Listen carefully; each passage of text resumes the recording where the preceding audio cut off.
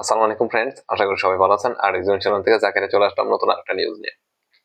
আপনাদের আমি লাস্ট যে ভিডিওটা আপলোড করছিলাম সেটার মধ্যে আমি বলছিলাম যে খুব শীঘ্রই হয়তো এই সপ্তাহ অথবা নেক্সট উইকের মধ্যে অফিসিয়াল ঘোষণা আসবো যে তাসনিম ফারিন, হ্যাঁ গাইস, তাসনিয়া ফারিন যে প্রিন্স সিনেমার মধ্যে চুক্তিবদ্ধ হয়েছে এটার অফিসিয়াল ঘোষণাটা আসবো। আর আমি যেটা বলছি সেটা 100% একুরেট হয়ে গেছে। কারণ হচ্ছে গত পরশুদিন মানে শুক্রবারের মধ্যে তাসনিয়া ফারিন এবং ক্রিয়েটিভ ল্যান্ডের যে প্রযোজক প্রতিষ্ঠান তাদের মধ্যে অফিসিয়ালি সিগনেচার করা হয়েছে যে, আর এটার মধ্যে সবচেয়ে বড় বিষয় হচ্ছে Prince once upon a time in Dhaka এই সিনেমার মধ্যে মূল কেন্দ্রীয় চরিত্রে মানে নায়িকা চরিত্রে আমরা বাংলাদেশি অ্যাক্টরকে পেয়েছি। যে মেগাস্টার শাকিব খানের অপোজিটে বা মেগাস্টার শাকিব খানের সাথে নতুন জুটির মধ্যে মূল ক্যারেক্টারের মধ্যে আমরা মেগাস্টারের বিপরীতে আমরা তাসনিয়া ফারিনকে পাইছি। এটা আমাদের জন্য একটা বড় একটা বিশাল অ্যাচিভমেন্ট। কারণ এই সিনেমার মধ্যে আমি প্রথমে বলছি যে যে এই সিনেমার মধ্যে 3জন নায়িকা থাকবো। এর মধ্যে মূল কেন্দ্রীয় চরিত্রের মধ্যে অনেকের নাম করা হয়েছে। যে একবার বলা হয়েছে যে ইদিকা বলকে ধারণা করা হয়েছে, সেকেন্ড আরেকটা বলা হয়েছে যে কি না কয় সরি ফ্রেন্ডস, আর সেকেন্ড অপশন আসলো রুকমণি মৈত্র। এই দুইজনের নাম সবচেয়ে বেশি আসছিল যে রুকমণি মৈত্র দেবের অপোজিটে, আর সরি মেগাস্টার শাকিব খানের অপোজিটে থাকবে নাকি ইদিকা পল।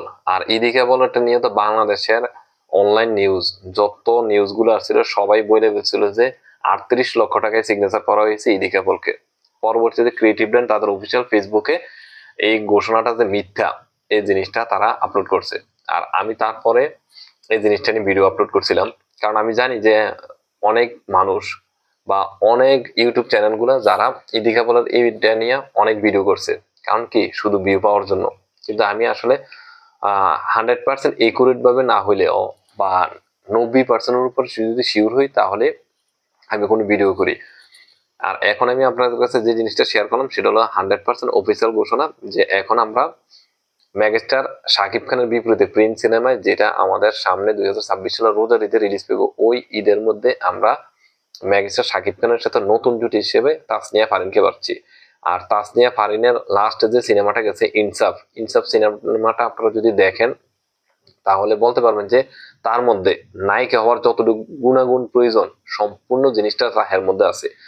আর আমার বিশ্বাস আরেকটা বিষয়, যদি সিনেমার বাজেট বড় হয় তাহলে আমি দেখছি যে পরিচালক বা প্রযোজক একজন অ্যাক্টর বা অ্যাক্টরসকে মানে ওইরকম ভাবে মানে ফুটিয়ে তুলতে পারে।